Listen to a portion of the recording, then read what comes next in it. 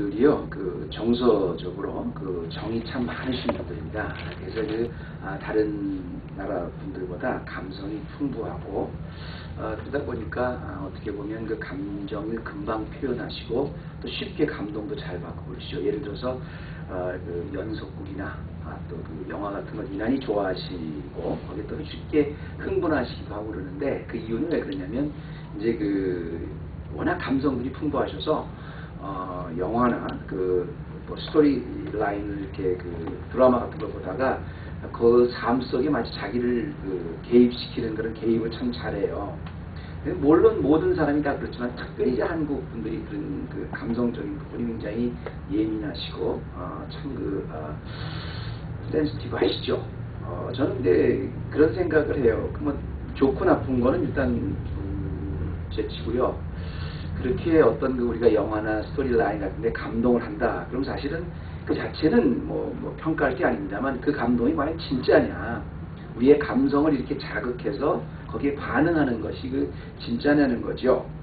그냥 그 잠시 감동됐을 때 즐겁고 슬픈 것, 그게 답니다.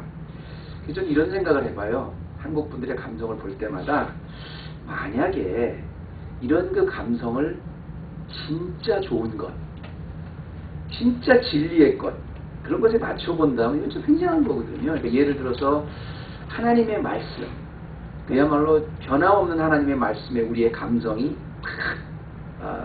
접촉이 되고 개입이 된다 그러면, 이건 다른 어떤 나라 사람들보다도 굉장한 그 시너지를 낼 수 있는 엄청난 그 결과를 낼 수 있고, 훨씬 더 역동적으로 그 신앙생활을 도움을 줄 수가 있다, 그런 생각을 한번 해봅니다. 한국 분들에게 강점으로 사용할 수가 있는 거죠, 믿음에. 왜 이런 말씀을 드리냐면, 이 성경을 여러분 쭉 보면, 하나밖에 없는 하나님의 말씀을 보면 이게 감동적인 스토리예요. 이게 다른 나라 사람들보다 그렇게 감성이 풍부한 우리나라 사람들이 그 성경을 보면 거기에 그 파워도 더 넘치지 않겠어요? 제가 너무 나간 건가요? 특히 이제 모든 성경이 다 그렇습니다만, 이 사도행전의 그 스토리를 이렇게 쭉 보면, 사도행전에서 우리가 주는 우리에게 교훈, 또 여기서 우리가 받는 뭐 인사이트, 이런 거 다 떠나서 사도행전을 이렇게 집중해 보면, 우리가 지난 한 몇 달 동안 이렇게 봤습니다만, 사도행전에는 그 스토리 라인 자체 하나하나가 감동입니다. 왜 스토리 라인 자체가 감동이냐면, 예를 들어서 어떤 사람이 굉장히 어려운 환경 속에서 자기가 그 삶을 쭉 걸어가는데 그렇게 어려운 역경을 듣고 자기가 승리를 했다. 그럼 우리가 뭐라 그래요? 인간 승리다. 뭐 참 감동적인 그 인간 드라마다. 뭐 이런 얘기를 하잖아요. 감동을 받잖아요. 그런데 하물며 인간적인 그런 감동적 스토리에도 우리가 터치를 당하는데, 만약에 성령님께서 하나님의 영이신 성령님께서 예루살렘에만 머물고 있던 복음을 옮겨서 유대를 지나 사마리아를 지나 저 땅끝까지 쭉 이끌어 가셨던 그 길을 추적해보면 그 길목마다 얼마나 많은 스토리의 반전이 있는지 모르고요. 또 그 스토리의 반전을 볼 때마다 얼마나 큰 감동을 느끼는지 몰라요. 여러분, 오늘 말씀의 제목이 오늘 여러분 보시는 바와 같이 제2차 선교 여행의 감동입니다. 바울이 이제 드디어 1차 선교 여행을 마치고 예루살렘 공회에서 그 증명서를 가지고 이제 2차 선교 여행을 떠나려고 하는 바로 이 시점에는, 그 2차 선교 여행은 여러분 쭉 이렇게 보시면 시작부터 비기닝부터 감동으로 시작해요. 2차 선교 여행을 쭉 보면 그야말로 진짜 너무너무 감동인 게, 이게 너무 아픔이 있는 것 같은데 어느덧 그 아픔에 회복이 있고, 이게 절망적인 상황이어야 되는 것 같은데 오히려 그 절망을 통해서 희망이 있고, 이게 분명히 앞으로 나갈 수 없는 아주 딱 막힌 길인 것 같았는데 어느덧 보면 거기에 팍 뚫린 답이 있어요. 그때마다 반전이 있어요. 당연하죠. 왜? 우리가 아니라 성령님이 이끌어 가신 길이니까. 그 길목마다 얼마나 큰 인간 승리의 감동이 있겠습니까? 그래서 우리가 이 감동을 여러분과도 좀 더 잘 느끼기 위해서 우리가 지난주 말씀을 잠깐만 좀 보면 지난주의 본문은 조금 의아스러웠죠. 근데 혹시 여러분 지난주 설교 제목 기억하시는 분 있으세요? 뜻대로 뜻한 대로 안 됐을 때가 지난주에 제목이었었는데, 지난주 그 말씀은 그런 거 아닙니까? 우리가 딱 봤을 때 보면 조금 뜻한 대로 안 되는 게 보이죠. 왜냐하면 그야말로 천상의 파트너라고 할 수 있는 바울과 바나바가 분열을 하는 사건이 지난주 말씀이죠. 이건 누구도 다 이건 계획하지 않았던 거잖아요. 누구도 다 예상하지 못했던 거잖아요. 바울과 바나바가 어떻게 헤어져요? 그런데 엉뚱하게 둘이 갈라집니다. 그런 일이 벌어져요. 그래서 어떻게 보면 이 두 사람의 분열이 분명히 좀 우울할 수밖에 없고, 이 분열이 어떻게 보면 이렇게 기쁘고 해피엔딩은 아닌 것 같은데, 더더구나 그 2차 선교 여행이라는 어마어마한 이런 큰 그 사역을 앞에 두고 둘이 갈라져요. 이런 참 뜻밖의 사건을 보면서도 사도행전은 여전히 그 스토리에도 또 반전이 있어요. 참 희한해요. 그래서 오늘 분열 사건 이후에 바울의 여정에 2차 선교 여행에 과연 어떤 반전이 일어나길래 우리에게 감동을 주는 걸까? 사도행전은 그냥 스토리 라인만 가만히 봐도 은혜가 돼요. 감동이 돼요. 제가 여러분과 몇 가지 좀 나누기 원하는데요. 오늘 본문 말씀을 근거해서 첫 번째로 바울의 그 2차 선교 여행을 살펴보면서 우리가 느낄 수 있는 감동은 뭐냐면, 이 성령님이 이끄시는 이 여정은요, 항상 그 감당하는 사람으로 하여금 미래의 축복을 담을 수 있는 그릇으로 사용해 주신다는 겁니다. 이 말이 좀 어렵지만 잘 들으세요. 시제를 주목하시기 바랍니다. 과거가 아니고 현재가 아니고 미래에 주시는 축복, 미래의 축복을 담을 수 있는 그릇으로 하나님이 사용해 주신다는 겁니다. 이게 첫 번째 우리가 볼 수 있는 감동인데, 참 감동적인 게, 왜냐하면 성령님이 길을 이끌어 가시는 거기 때문에 미래는 우리 게 아니잖아요. 미래는 하나님 것이잖아요. 미래는 성령님이 어떻게 인도해 주시니 그 미래는 하는데, 그 미래의 그 그릇을 미래의 그 받을 축복을 우리를 통해서 받아주신 우리의 그릇에 담아주신다는 건데요. 이래서 항상 길목길목마다 감동이 있는데, 우리 이제 그리스도인들은 그렇지 않습니까? 우리 교회들은 하나님이 주신 비전이 있다. 하나님의 소망이 있다. 우린 세상 사람들과 틀리다. 하나님이 우리에게 채워주신 소망이 있다. 근데 여러분 그 소명이 뭐라고 생각하세요? 여러분 비전이 뭐라고 생각하세요? 한마디로 말하면 하나님이 보여주신 비전이 있다. 우리에게 깨닫게 해주시는 게 있다. 내가 그리스도인으로 해야 돼. 그건 한마디로 말하면 앞으로 하나님이 이끌어 가실 꿈, 하나님의 미래, 하나님의 꿈을 우리 안에 담아주시는 거예요. 그게 비전입니다. 앞으로 내가 뭘 하겠다. 이건 내 야망입니다. 근데 하나님께서 뭘 하시겠다. 그 하나님의 꿈을 나에게 담아주시는 거예요. 그래서 축복입니다. 그래서 하나님에 의해서 성령님이 우리의 손을 잡아주시고 성령님이 이끌어 가시는 복음에 동참시켜 주시는 분들은 누구나 다 어떤 감동을 느껴야 되냐면, 하나님이 앞으로 계획하시는 미래를 담고 있다는, 거기에 매 순간 거기에 자부심을 느껴야 돼요. 하나님의 꿈을 우리의 현재 속에 담아주신다는 건 큰 축복입니다, 여러분. 그게 오늘 제가 왜 축복인지를 좀 포인트를 통해서 말씀드리겠는데요. 1절 말씀 다시 한번 좀 가주실래요? 1절부터 자세히 한번 보십시다. 바울이 지금 2차 선교 여행을 바나바와 갈라지고 이제 혼자서 바나바 없이 2차 선교 여행을 떠나야 되는 그런 상황이라는 걸 여러분이 머리에 염두에 두십시오.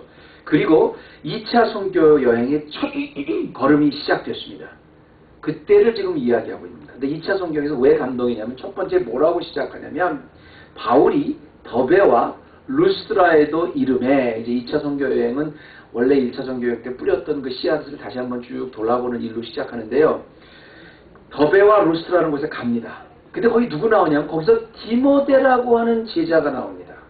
디모데라고 하는 제자가 있으니 그 모치는 믿는 유대 여자요 부치는 헬라인이라, 이 말부터 시작해요. 디모데라는 사람을 소개하는 것으로 바울의 2차 선교 여행의 여정을 누가는 그려내고 있습니다. 그 2절 말씀에 보면 디모데는 누구냐면 디모데는 루스드라와 이고니온에 있는 형제들에게 칭찬을 받는 자더라 이렇게 얘기합니다. 그러니까 마가가 떠난 자리에 이제 디모데가 준비하고 있는데 이 디모데는 누구냐면 어머 1절 다시 한번 보시는데 죄송하지만 루스드라에 있는 그 디모데는 모치는 믿는 유대 여자입니다. 믿는 유자니까 유대어 크리스천이라는 소리겠죠. 믿는 유대 여자였는데요. 이 믿는 유자가 이 믿는 유대 여자가 디모데서에 보면 어머니만 믿었던 게 아니라 이 할머니도 아주 굉장히 독실하게 믿었어요. 할머니 때부터. 이 할머니가 누구죠? 영어로는 이제 어머니는 유니게니까 유니스고요. 유니스고 할머니는 누구죠? 로이스 그렇죠.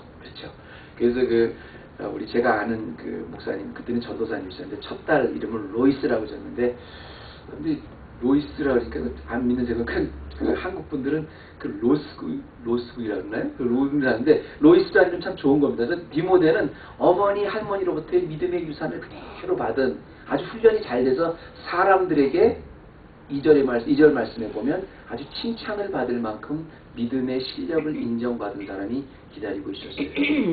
중요한 것은 어머니로부터 할머니로부터 3대에 걸쳐서 믿음의 훈련을 받은 이 디모데, 그래서 사람들에게 잘 칭찬을 받는 이 디모데가 신부는 뭐냐면 1절에 아버지는 헬라 사람이라고 나옵니다. 이게요 지금 뭘 이야기하고 있는 지금 누가가 우리에게 뭘 지금 이야기하고 있는 이게 감동된 스토리냐면 바울이라는 사람이 바나바와 헤어져서 이제 2차 선교여행을 갑니다.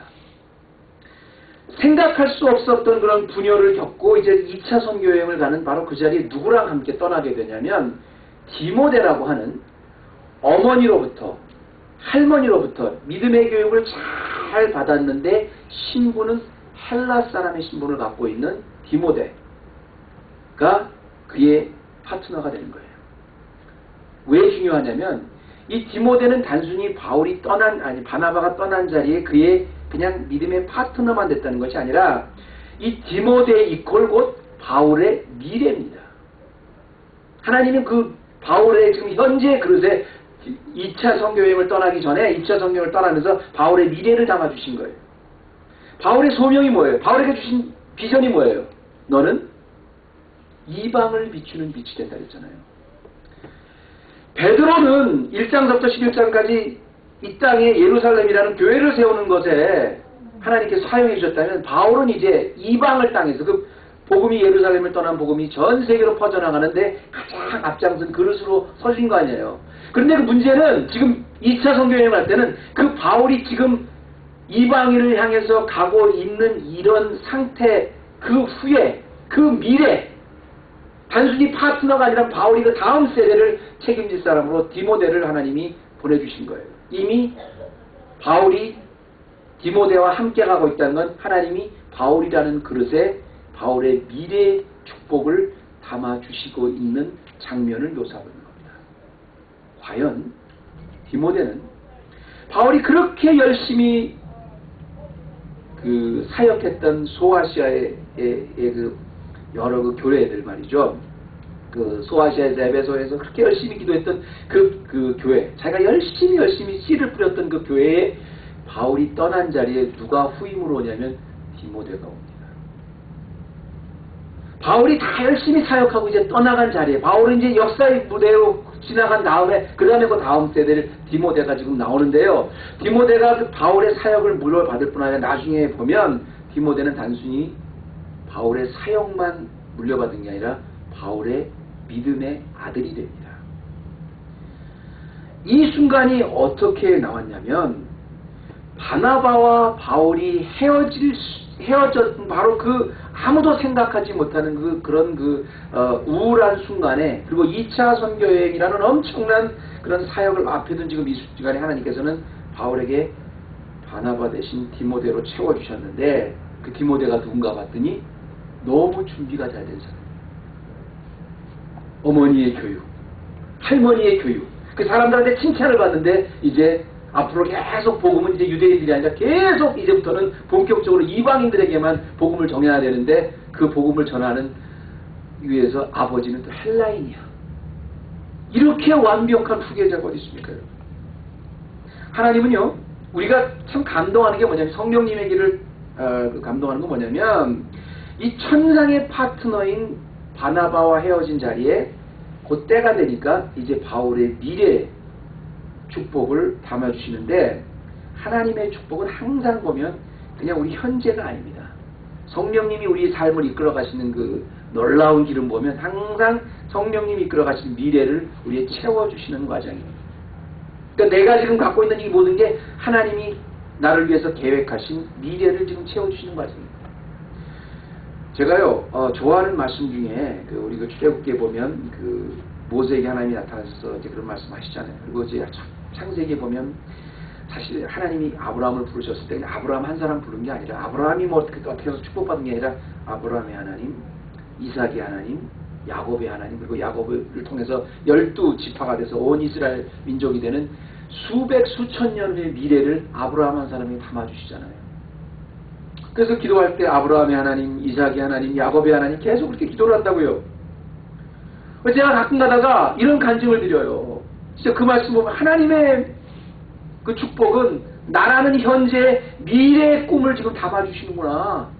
이런 걸 보면서 제가 무슨 말씀 드냐면, 내가 오늘 그래도 목사로서 도저히 자격이 없는 사람이 이렇게 하고 있는 게 이게 내가 아니라, 내가 잘나서가 아니라 어머님의 그 기도, 그리고 할머니의 기도, 그 대대로 정말 3대에 걸쳐서 했던 그 기도가 지금 하고 있는 그 얘기를 보면, 내가 또 열심히 지금 뿌리고 있는 씨는 내가 아니라 내 자녀를 향해서, 내 그 후손을 위해서, 손자를 위해서 하나님이 그 미래를 담아주시는 과정이구나. 이런 걸 또 감사를 하는데, 그런 말씀을 드리면 조심스러운 게 항상 그렇게 반응하시는 분이 있어요. 제가 국가에서 목회할 때 그렇게 말씀하신 분이 있었어요. 저는 목사님 그 말씀을 들으면 참 은혜스러운데, 그런 간증을 들을 때마다 저는 참 마음이 아파요. 목사님은 어머님이 이렇게 기도의 어머님이셨고, 할머님이 그렇게 기도의 어머니셨는데, 저는 제때 믿었습니다. 목사님같이 아브라함과 이삭과 야곱의 그 축복을 저는 모르는 사람이에요. 그래서 저는 그럴 때마다 참 은혜롭기도 하지만 그럴 때마다 참 안타까워요. 그럼 저는 그렇게 얘기하죠. 집사님은 더 축복받았어요. 왜요? 집사님이 아브라함이 되시면 되는 거예요.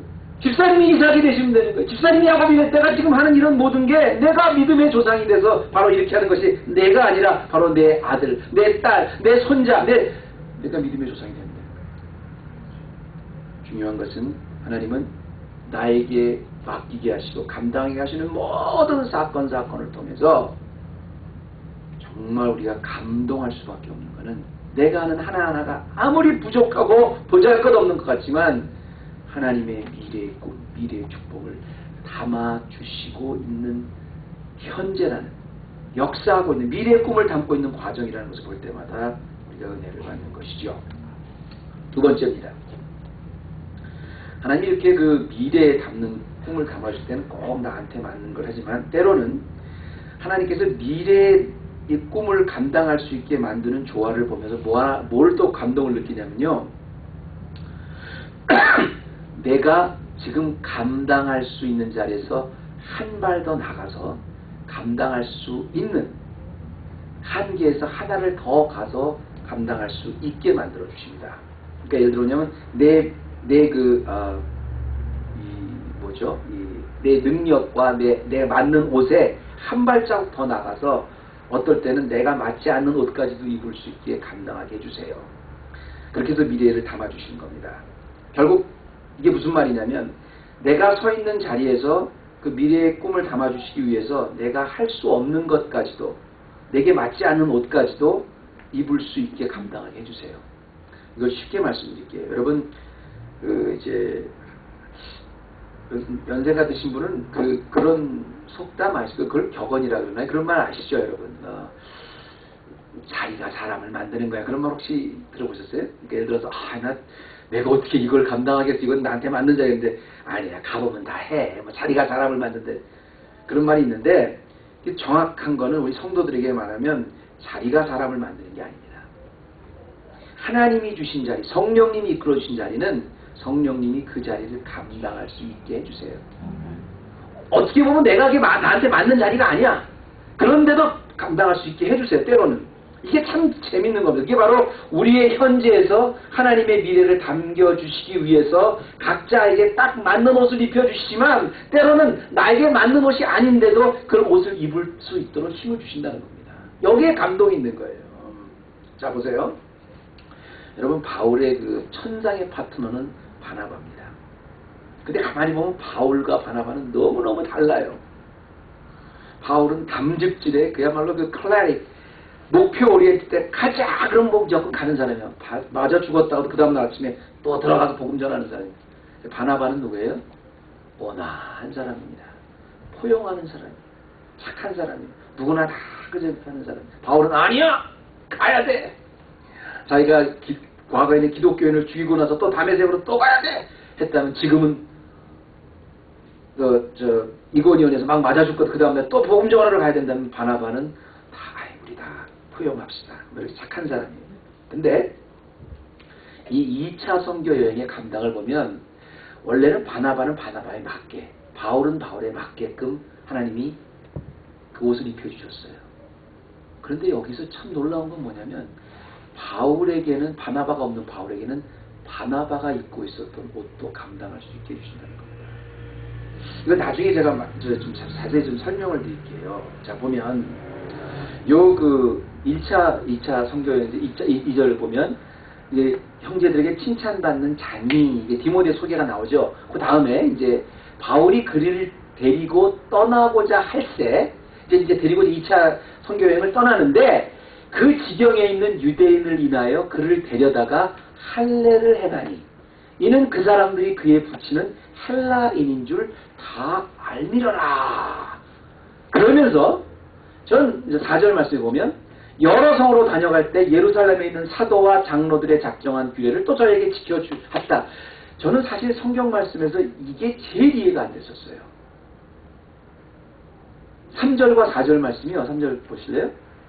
여러분 지금 2차 선교여행을 떠나기 직전에 어떤 일이 있었어요? 왜 1차 선교여행의 마지막 가장 큰 그 도전이 뭐였었죠? 아유 할렐루야. 계속 이방인들에게 할례를 이렇게 복음을 전하다 보니까 그 아주 철저한 바리새파 유대인이었다가 그리스도교로 개종한 사람들이 그 태클을 걸잖아요. 니네들이 복음을 받아들였다 할례는 받아라. 그래서 이게 너무너무 큰 문제가 돼서 결국은 이게 어디까지 가냐면 예루살렘 공회까지 갑니다. 그래서 예루살렘 공회에서 아니다. 이제 복음을 받아들였으면 그게 거침이 되지 않게 해라. 안 받아도 돼. 받았잖아요. 그죠? 그래서 이제 그 증거를 따져서 4절에 보면 이제 갈 때마다 여러 성으로 다녀갈 때 예루살렘에 있는 사도와 장로들이 작정한 규례 They deliver the decisions reached by apostles and elders. 장로와 사도들이 정해준 그 규례를 갖고 각 교회마다 이제 돌아다니는 거예요. 할례를 안 받아도 돼. 돌아다니는 겁니다. 그런데 정녕 자기의 새 파트너며 자기의 미래로 하나님께서 책임져 주신 3절에 보면 디모데에게는 바울이 그를 데리고 디모데입니다. 떠나고자 할 때 유대인들이 그를 데려다가 할례를 행했다 이렇게 나와요. 바울이 누굽니까? 절대로 아니야 할례 안 받아도 돼 그랬던 사람 아닙니까? 근데 정녕 예루살렘의 그런 그 증명사까지 바꾸는 기껏 하고 나서는 디모데에게는 할례를 받고 떠나게 합니다. 전 이 말이 참 이해가 안 됐는데 여러분은 이해가 되세요? 이해가 되세요? 왜? 어떻게? 바울은 할례를 꼭 할 필요 없다고 말했지 꼭 해야 된다고 그러고. 근데 굳이 디모데 믿음한테 디모데한테는 할례를 해줬단 말이에요. 하면 좋죠. 하면 좋다. 그랬어요. 네, 했단 말이죠. 좋습니다. 근데 저는 이 말씀을 보면서 저는 무슨 말씀을 했냐면 어떤 우리가 전제를 하냐면 우리가 생각하는 것보다는 그때 당시에 이제 유대인이었다가 크리스찬 된 사람들이 그 중에서 아주 그 자부심간 유대인들이 아닙니다. 유대율법은 다 지켜야 된다. 그 반대가 우리가 생각했던 것보다는 훨씬 더 컸구나. 두 번째는 바울이 지금까지 모든 파트너들은 여러분 알다시피 이런 문제가 없었습니다. 자기가 왜 저 사람 하려 하지만 자기의 최소한 파트너라고 하면 바나바, 마가, 실라 다 유대인들이었어요. 이럴 필요 없었어요. 그런데 바나바는 근데 이 디모데는 이방 출신의 크리스천이었었기 때문에 이런 태클이 분명히 하는 사람이 있었나 봐요. 근데 저는 여기서 뭘 느끼냐면 이건 이제부터는 제 해석입니다. 저는 이 말씀을 계속 한 가지 느꼈던 게 뭐냐면 이게 성령님의 입장에서 보면 사실 뭐 4절 말씀 보면 다녀갈 때 예루살렘에 있는 사도와 장로들의 작정한 규례를 저희에 다 지키게 하는 바로 이 순간의 말입니다. 바로 이 순간에 바울의 이 순간에 보면 바울이 무슨 생각을 했냐면 그래 지금 말씀했지만 할 필요는 없지만 이걸 가지고 굳이 이렇게 그 스탬블링 블랙 덕이 안 되게 막히게 할 필요는 없다. 그래서 예루살렘 교회에서 보낸 교지를 다 설명해 주면서 뭐라고 설명하는 거냐면 너희들이 다 이제는 할례를 받을 필요가 없다. 할례를 받을 필요가 없다. 이걸 다 설명해 주고 다닙니다. 그러면서도 혹시 이 디모데의 문제 갖고 시험당한 사람 있을까 봐 그래 디모데야 너는 할례를 받아라. 다 포용하는 성격으로 바뀌어요. 이건 사실 저는 이 말씀을 들으면서 몇 번 수십 번 수천 보면서 뭐가 들었냐면 이거는 바울이 아니라 바나바가 해야 될 일인데 만약에 지금 바나바가 했다면 바나바가 해야 될 일인데 하나님께서는 바울을 통해서 담즙질의 바울 그냥 클레릭의 바울 무조건 자기는 아니 복음 하나면 나의 모든 걸 다 버렸다. 나의 그런 가말리아에서의 그 문화 이런 거 다 나에게는 전부 다 배설물처럼 버렸다고 하는 그 바울이 어느덧 2차 선교 여행에서는 바나바가 하고 있었던 역할까지도 자기가 하고 있었다는 겁니다. 저는 이런 생각을 한번 해봐요. 이 말씀을 이렇게 쭉 보면서 왜 그런 말 있지 않습니까? 뭐 이빨 없으면 잇몸으로 뭐 한다 그러는데 여러분 하나님께서 어떨 때 보면 하나님이 나보다 나를 더 잘하시기 때문에 나한테 딱 맞는 옷을 맡기실 때가 많아요. 가장 나를 잘하시기 때문에 왜 나에게 이런 사역을 감당하게 하실까 보면 하나님은 나보다 나를 더 잘하시기 때문에 나의 탤런트를 알아요. 근데 문제는 보면 내가 모든 걸 다 결정하는 거라면 나는 이거 할 수 있는 것, 이거 할 수 없는 것 내가 결정하겠죠. 이건 난 못해, 이건 해. 그런데 때로는 하나님께서 나에게 맞지 않은 것 같은 바울에겐 도저히 맞지 않을 것 같은 바나바의 역할까지도 때로는 입혀주세요. 도저히 나와는 정반대인 역할을 감당하게 하시는데 그 감당하는 것도 지나고 보면 나의 능력을 하나 더 스트레치해서 그것도 감당하게 해주는구나. 이게 감동할 수밖에 없는 스토리가 되는 거예요. 왜 그때 나를 그 자리에 세워주셨을까? 왜 나를 그때 그런 역할을 감당하게 하셨을까? 지나고 보면 그게 감사가 될 수밖에 없는 게 참 성령님이 이끄시는 그런 참 감동이라는 거예요. 마지막 하나만 더 하고 제가 마치겠습니다. 마지막으로 지금 손 드셨네. 저는 뭐 질문 있다는 거 알고 주일날은 질문을 안 받습니다. 그래서 주일날에서 예배할 때는 그 성경 공부 때는 받습니다만 마지막으로 바울의 그 2차 선교여행을 통해서 우리가 또 하나 그 감동시키는 건 뭐냐면 성령님이 이끄시는 방법은 성령님이 결정하신다는 거예요. 성령님이 이끄시는 건 성령이 너무너무 오묘하고 너무너무 아름다워요. 그리고 이 성령님이 이끄신 길을 가만히 보면 정말 감동하고 놀랄 수밖에 없어요. 우리도 그렇지 않습니까? 삶의 방향을 보면 정말 힘든 것 같은데 가만히 지나고 보면 그 하나님이 인도해 주신 길이었고 그게 가장 좋은 길이었구나. 그걸 지나고 보면 깨닫잖아요. 바울도 그렇다는 거예요.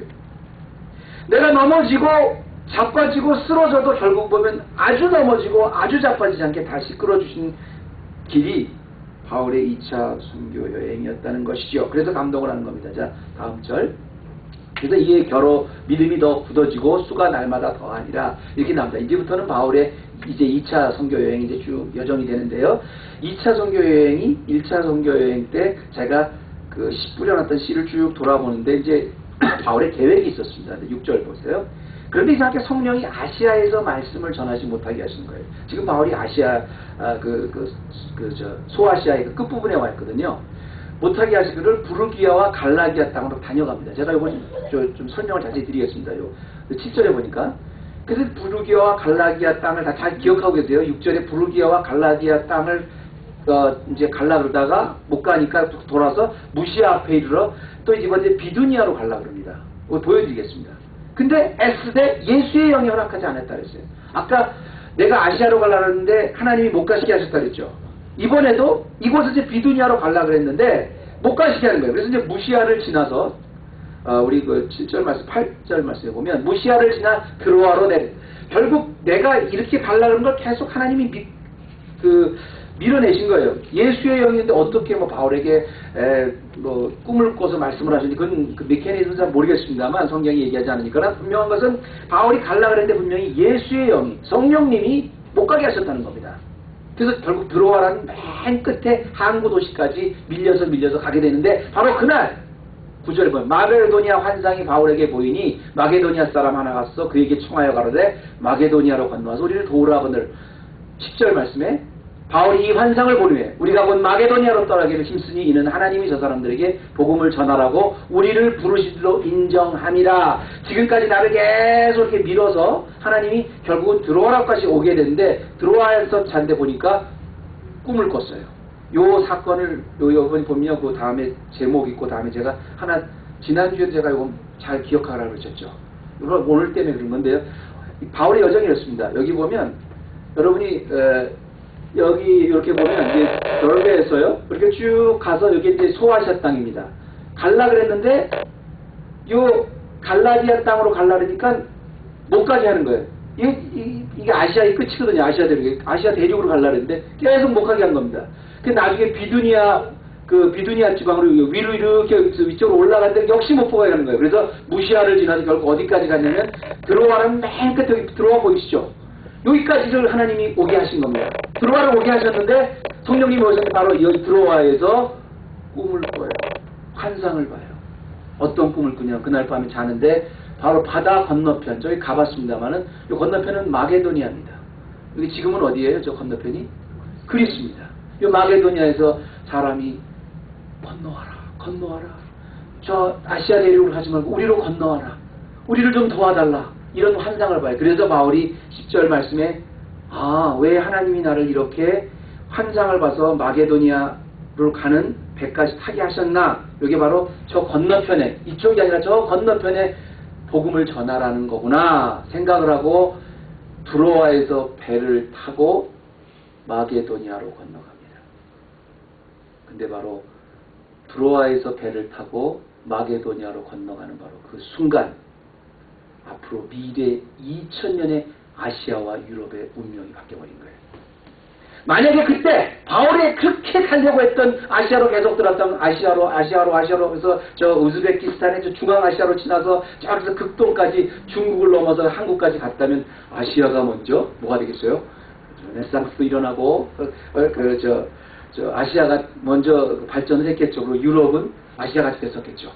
근데 유럽에 먼저 들어가서 나중에 이 갈릴리를 가서 복음이 들어가서 결국 300년 후에 이태리에 지금 로마까지 복음이 들어가고 로마가 300년 후에 복음으로 정복되고 온 유럽이 복음으로 정복된 다음에 1500년 후에 다시 그 복음이 이제 네덜란드에서 미국 인도양을 지나서 미국으로 가게 됩니다. 대서양을 지나서 미국으로 가게 되죠. 미국으로 가게 돼서 그 두 팔 한쪽은 저기 어딥니까 그 뉴저지 쪽에 있는 그 올드 프린스턴 쪽이 되고 한쪽은 저 캘빈 어딘가 그랜드 래피즈로 갈려져서 미국이 완전히 복음이 되죠. 1500년 후에. 그리고 그 다시 또 400년이 지나서 미국이 복음됐던 복음이 다시 또 태평양을 돌아서 어디로 가요? 다시 또 중국으로 와서 다시 아시아로 2000년 후에 돌아와요. 그리고 2000년으로 돌아와서 중국이 복음화되고 그 다음에 일본에 가고 마지막으로 극동의 맨 마지막인 한국이 복음화가 돼서 다시 요즘엔 다시 어디로 가요? Back to Jerusalem. 바울은 그렇게 가려고 했던 아시아에 그렇게 못 가게 막으셔서 기어이 유럽으로 보내셔서 유럽으로 그때 갔던 그 배 안에서 바울은 고민했을 거예요. 왜 그렇게 복음을 못 전하게 하시고 저 바다 건너가게 하실까? 그런데 바로 그때 성령님께서는 이미 미래의 2000년의 운명을 바꿔서 유럽이 복음화가 되고 미국이 복음화가 되고 아시아가 복음이 되고 한국이 복음화가 되고 다시 땅끝에인 삥 돌아서 예루살렘을 복음화시키려고 했던 하나님의 땅끝까지의 복음의 전략이었던 걸 바울이 어떻게 알았겠습니까? 여러분, 예수님이 내가 내 복음이 성령이 너에게 계시면 땅끝까지 내 복음의 증인이리라. 그때는 사람들이 모두 땅이 다 평평한 줄 알았어요. 그래서 맨 끝에 가면 바다에서 떨어져 죽는 줄 알았어요.